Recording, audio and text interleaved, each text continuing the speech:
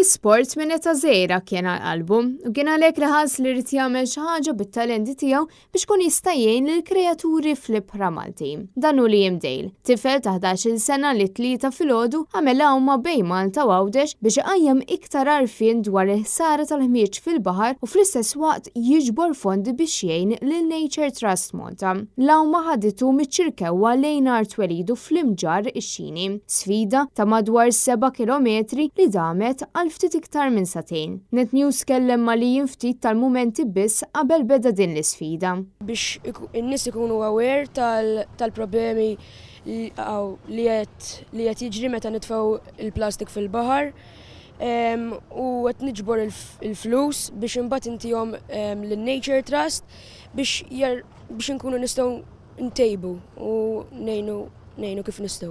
Biex seta' jagħmel b'suċċess din l-awma, Liam kellu mhux biss jitħarreġ fiżikament iżda wkoll jipprepara mentalment, sfida li miss se tieqaf hawn.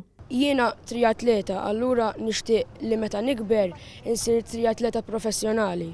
Minkejja li Liam sab diversi ostakli fosthom il-kurrent li kien kontrih, warajh sab diversi persuni jagħtuh is-sapport matul l-awma, fosthom lil-omm u Sandra. Hija xi ħaġa li jien mhux kapaċi nagħmilha żgur għax nibża mill-ħut il-kbir, però ninkoraġġih biex ma jaqtax qalbu.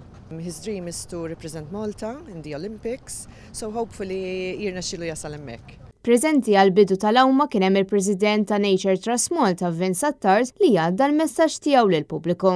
Illum għandna problema kbira fil-baħar, illum kważi l-ħut li qed jiklu l-plastik qed niklu ħana, u importanti li aħna nibżgħu għall-ambjent għax wara kollox din hija darna u saħħitna wkoll. Din kienet ir-raba edizzjoni ta' Liam Swim Keep the Sea Plastic Free, fejn sena wara sena it-tifel qed ikompli jżid id-distanza tal-awma sabiex ikompli qajjem għarfien dwar il-ħsara tal-plastik fl-ibħra tagħna.